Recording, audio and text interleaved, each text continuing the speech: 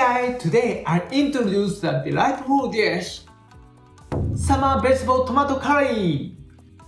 I take you through the steps to prepare this flavorful curry using a fresh summer vegetable like bell peppers, eggplant, and okura. Get ready to savor the taste of Japan with the vibrant and delicious meal, perfect for hot summer days.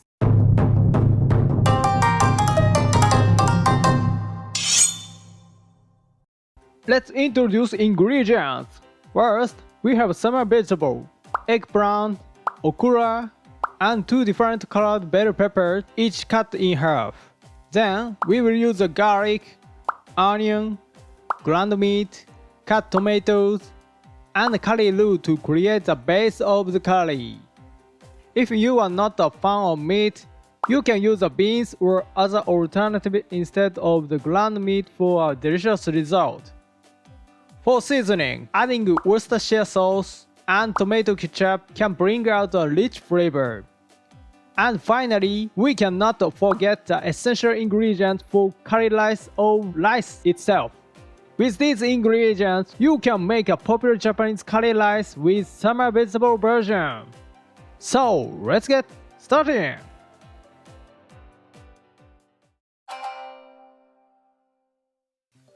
Before preparing the vegetable, let's get the rice ready. Prepare 2 cups of rice and 400 ml of water. Rinse the rice lightly to remove any dirt on the face.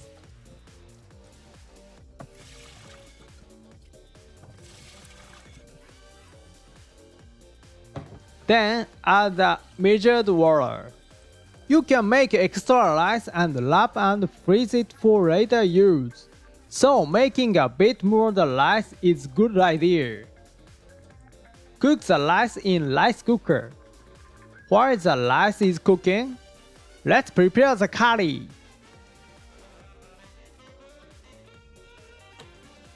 Begin with the bell peppers. Remove the stem and seed from the top.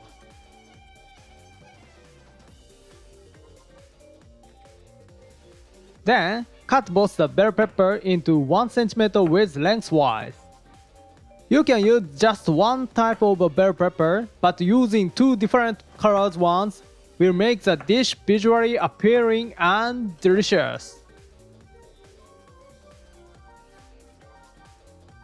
Next is eggplant. Trim off the stem end of eggplant.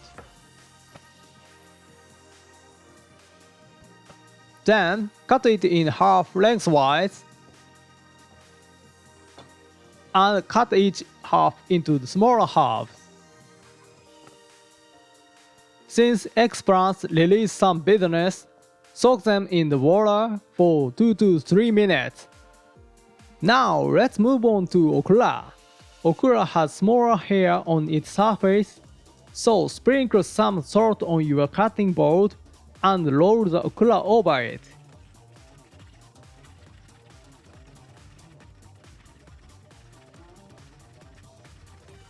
Then we'll help remove the hair and give the okura a nice texture.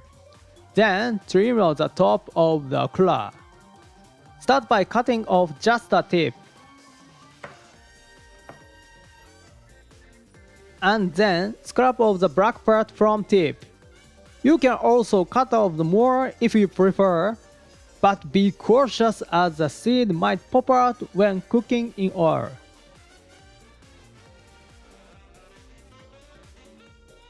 To prevent the okura from bursting, make a hole using a toothpick or lightly cut it with a knife.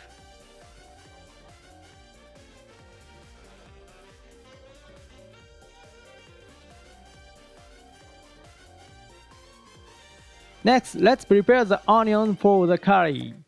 Finely chop the onion. Chopping them into pieces about 5 mm squared will give the curry a nice texture and flavor. Next, let's chop the garlic. Adding the garlic enhances the flavor and depth of dish, so be sure not forget it. You can also use the pre-minced garlic from the tube if you prefer. At this point, the eggplant should be finished soaking, so you can take them out of the water.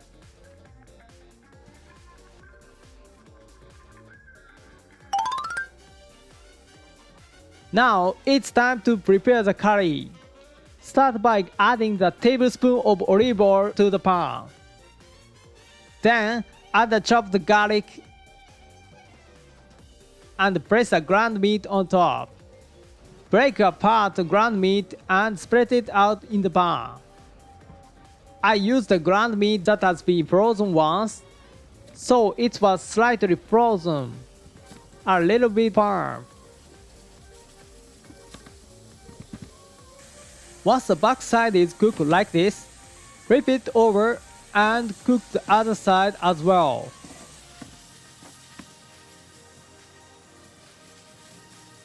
When it's cooked about this level, add the chopped onions. After that, give it a quick stir and add a small amount of salt.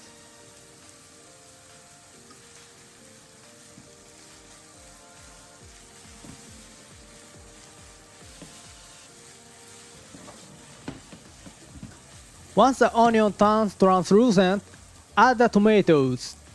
Adding pre-cut tomatoes like this makes cooking easier, but using fresh tomatoes is also fine. Afterward, add the tomato ketchup and Worcestershire sauce. Then, stir them in. Next, add 100 ml of water and bring it to a boil. Once the bubbles start forming, lower heat and add 3 pieces of curry roux. Stir and cook the curry roux over low heat until it melts completely. At this point, you'll start to smell a wonderful aroma of curry. Once the curry has melted and thickened, it's ready!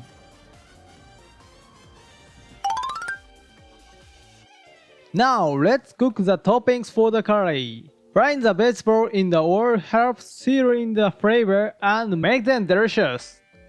The oil temperature should be around 170 degrees, which works well. Even the previously chopped vegetables look so colorful. Each vegetable should be fried for about 30 seconds to 1 minute, just until they get a lightly golden brown color.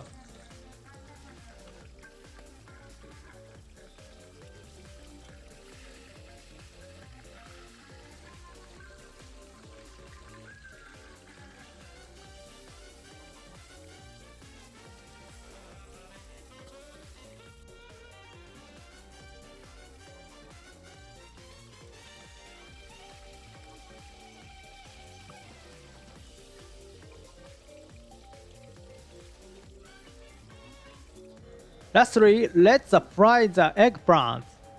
When frying the eggplant, start with the purple side down to maintain its color.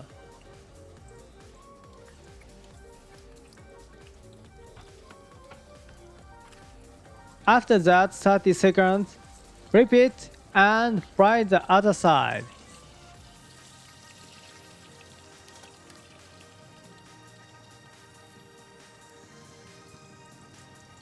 After another 30 seconds or so, the vegetable toppings are ready. And at this point, your rice should be ready. However, wait a moment before serving. After the rice is done cooking, gently fulfill it with a rice paddle to incorporate air. Then cover it again and let it rest for about 10 minutes. After the wait, you can put the rice into the bowl and gently invert them to create a neatly shaped rice portions.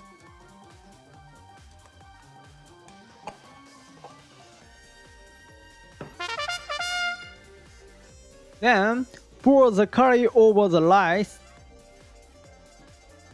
and place the fried vegetable on top in orderly fashion.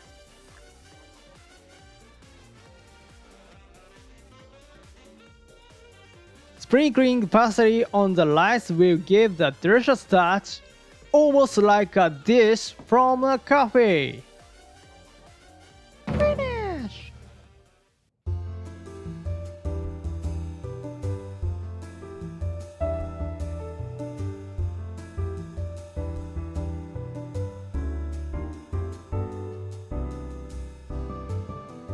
So let's いただきます。 Let's start by enjoy the curry. The acidity and sweetness of the tomatoes intensify, creating unbelievable delicious flavor. And when try the vegetables, the heat and sweetness of the vegetables spread throughout my mouth. This is irresistible.